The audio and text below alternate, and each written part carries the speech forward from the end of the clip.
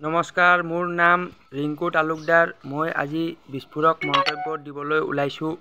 বিস্ফোৰক মন্তব্যটো হৈছে অসমত যিমান নিউজ চেনেল আছে, নিউজ চেনেলৰ মুখ্য সম্পাদক সকলোলৈ মই মুকলি প্ৰত্যাহ্বান জনাইছোঁ। নিতুমণি শইকীয়া, প্ৰশান্ত ৰাজগুৰু, অতনু ভূঞা,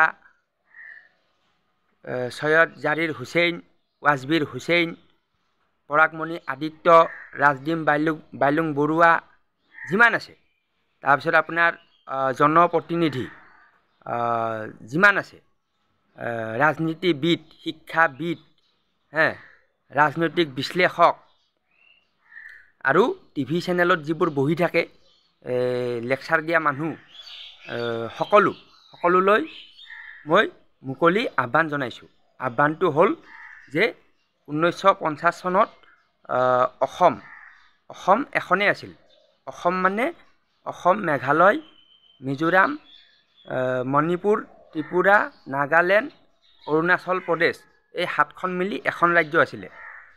তাৰে পিছত 7খন হ'ল। 7খন হোৱাৰ ফলত কি লাভ হ'ল আৰু কি ক্ষতি হ'ল সেইটো এখন মঞ্চত আলোচনা হ'ব লাগে।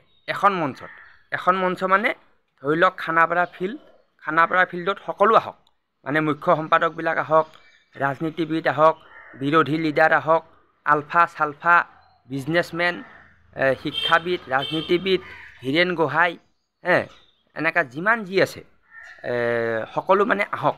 আহি কিনে এটা আলোচনা হ'ব লাগে।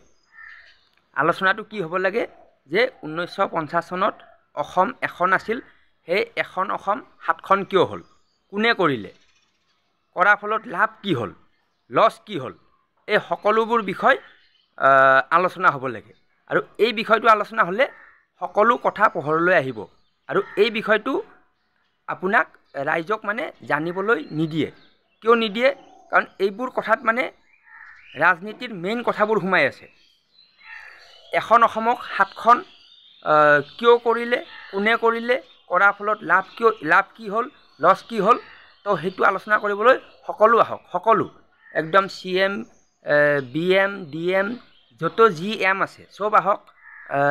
আহি কিনে এখন মুকলি মঞ্চত অন কেমেৰা কথা পাতক। আৰু বিষয়টো মই এংকৰিং কৰিম, মই প্ৰশ্ন সুধিম। তো এইটো মই অসমবাসীৰ বাবে মুকলি ভিডিঅ', মুকলি প্ৰত্যাহ্বান। আলফা চালফা যিমান আছে মোৰ ভিডিঅ' চাই লওক। পৰেশ বৰুৱা মোৰ ভিডিঅ' চাই লওক। আপুনিও আহক, আপোনাৰ লগতো কথা পাতিম। যোনে আহে তাৰে লগত কথা পাতিম। ধন্যবাদ।